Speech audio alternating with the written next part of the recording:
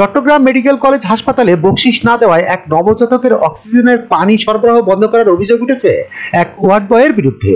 শনিবার সকালে হাসপাতালের ৩২ নম্বর ওয়ার্ডের চিকিৎসাধীন অবস্থায় ওই নবজাতকের মৃত্যু হয়। এ ঘটনায় ৩ সদস্য তদন্ত কমিটি গঠন করা হয়েছে।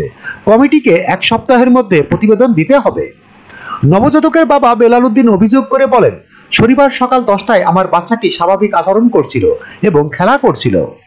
এক পর্যায়ে অক্সিজেনের পানি শেষ হয়ে গেলে আমি ওয়ার্ড বয়কে নতুন পানি দিতে বলি, কিন্তু বকশিশ না দেওয়ায় ওই ওয়ার্ড বয় অক্সিজেনের পানি সরবরাহ বন্ধ রাখেন। এরপর পরিচ্ছন্নতার কথা বলে আমাদের ওয়ার্ড থেকে বের করে দেন। প্রায় ১.৫ ঘন্টা পর যখন ভেতরে প্রবেশের অনুমতি পাই, তখন দেখি আমার সন্তান আর দুনিয়াতে নাই। পরিবার সূত্রে জানায়, ৭ দিন আগে কক্সবাজারের চকরিয়ার জমজম হাসপাতালে ওই নবজাতকের জন্ম হয়। নিউমোনিয়ায় আক্রান্ত হওয়ায় শিশুটির উন্নত চিকিৎসার জন্য চমেক হাসপাতালে পাঠানো হয়। ৯ মার্চ নবজাতককে চমেক হাসপাতালে ভর্তি করা হয়।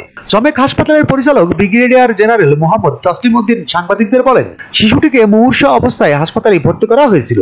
নিউমোনিয়া আক্রান্ত হওয়ায় শারীরিক অবস্থা ভালো ছিল না। তবে বকশিশের জন্য অক্সিজেন সরবরাহ বন্ধ করার অভিযোগটি ভিত্তিহীন। একজন আয়ার বকশিশ দাবি করার তথ্য পেয়ে তাকে বের করে দেওয়া হয়েছে।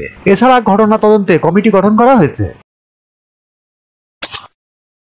যখনকার খবর তখনই দেখতে চোখ রাখুন সুন 24 টিভিতে। চ্যানেলটি সাবস্ক্রাইব করুন।